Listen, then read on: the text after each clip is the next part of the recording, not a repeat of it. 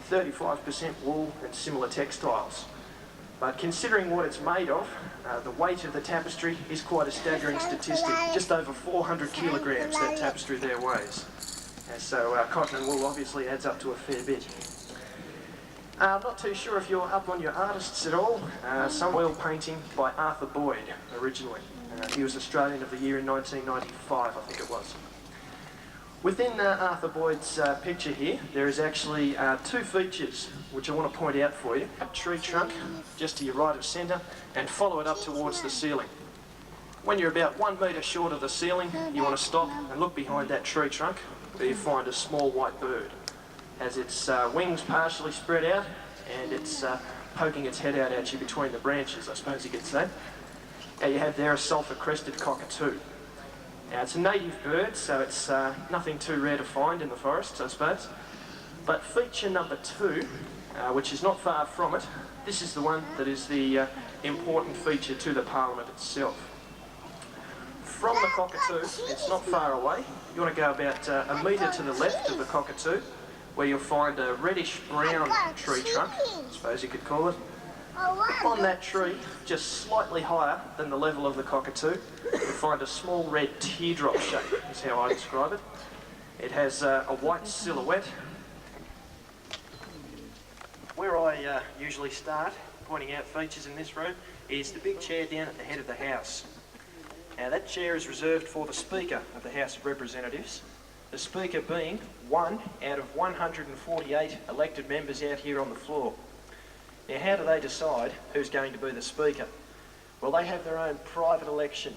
After we've elected them, they come together for the first time, and between themselves, their election will decide who is going to be the Speaker.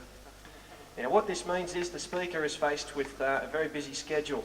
Not only do you have your own electorate and your own 80,000 or so voters to look after, now you have another task, which quite possibly could be more difficult. You have to try and keep some order and some quiet among these other 147 people here. Naturally, they're all quite good talkers, so it's a challenging task. Now, how can you possibly do that, keep control over all of these people? There is a couple of personal characteristics which do help, which I've noticed in the last couple of speakers. Starting with our present Speaker, Mr. Bob Halverson from Victoria. Mr. Halverson is blessed with what I describe as almost the perfect job for this, the perfect voice for this job, sorry.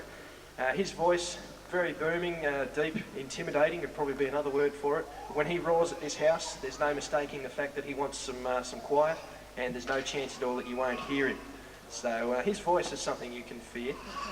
The previous speaker before him, Mr. Stephen Martin, in the Keating government, I was never too familiar with him as a speaker, but what he says nowadays is that his other job, when he wasn't in Parliament, as a rugby league referee, was very helpful for this task. He's used to controlling a bit of aggression, I suppose you could say.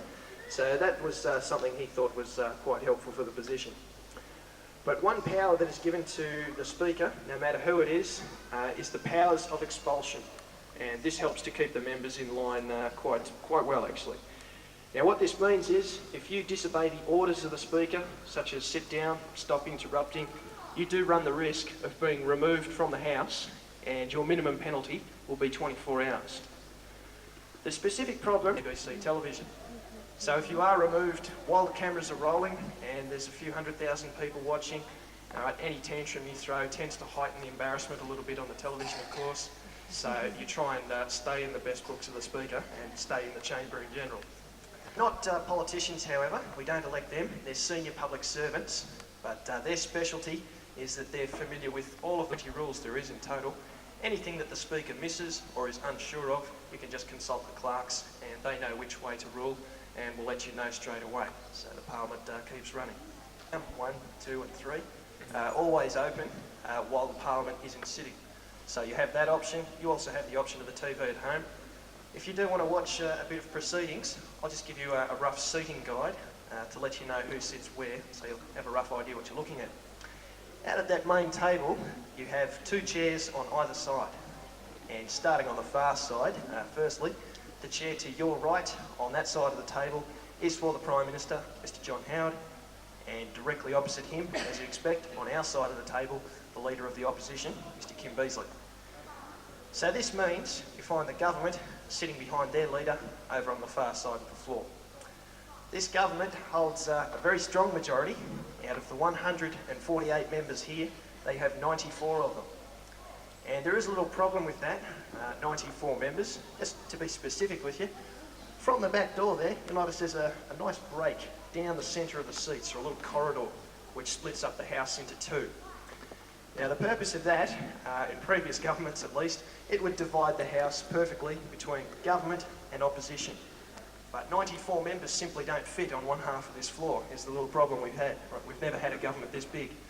So the government fills up all of those seats on the far side, it comes right up to the break in the seats, and about 12, 14 of the government members must now sit on this side of the floor, which has always been reserved for the opposition. So we're parting with a little bit of tradition here. So you have to make 5 independent members sitting back here on the corner, just behind me. That's why I come to them last. Now the independent members, of course the advantage of being an independent, you don't have a party that pushes you to vote one way or the other. You're truly independent in that sense of the word. Just want to run through those, some of them really aren't heard of. Others of them, I suppose you could say, are harder to escape. We'll just give you the names first. Okay, Mr. Rocha, Mr. Filing and Mr. Andrew, 3 independent members. They don't usually ring too many bells. The final 2, Mr. Graham Campbell from Western Australia and Ms. Pauline Hanson from Queensland. Right, those 2 names generally recognised a bit more. The one I want to talk about just briefly, Mr. Campbell from out in Western Australia.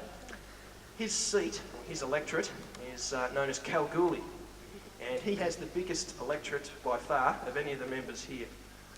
A lot of the members, for example, ones from the centre of Sydney or the centre of Melbourne, very big cities obviously, their electorate doesn't tend to be all that big. Okay, maybe 10 kilometres long, 5 kilometres wide. You can walk around it in a few hours and see most of the people who voted for you if you wish to do so. So that's one reason why he's well known among his peers here, a trivial reason, but he does have the biggest federal electorate that we know of in the world, not just Australia. So that's which the public can access, so you can read word for word what went on in the Parliament on a particular day, set by a particular person. But the people, the lucky people who get to record all of this information, as it happens, the Hansard editors, that is their small desk out in the centre of the floor with the 3 chairs directly in front of the speaker. Just quickly what the Hansards do, the essence of their job, speed I suppose you could say would have to be one part of it. You must be able to type at a speed which can keep you up with the talking speed of the members. And as we've said, they're very good talkers. So how fast do you have to be to keep up? Their minimum requirement at the moment used to be a bit less. Nowadays they're asking for a minimum of 200 words per minute typing speed. It was that has made the interruption. So to get around this, you have to draw on a fairly tricky skill, and what it involves is listening to the voice very carefully, considering the volume in here, that's not always easy. And through all of the disturbances, you must pick out whose voice it is. So without actually looking at the face, put a name to the voice, which makes the job a little trickier. Now they're not hung if they can't manage this. Like, the cameras do roll all day. They just record proceedings. Only goes on the TV for 1 hour, and so it aren't delayed by too long. Anyway, that's the Hansard editors for you. Just one last topic before I hand up and chose the subject of a federal electoral bill. It's a thrilling episode, but the senators, not all that pleased, as you can imagine, at having to listen to the whole thing. But the other people who weren't all that happy and deserve a bit of sympathy are the Hansard editors. Now this is 19...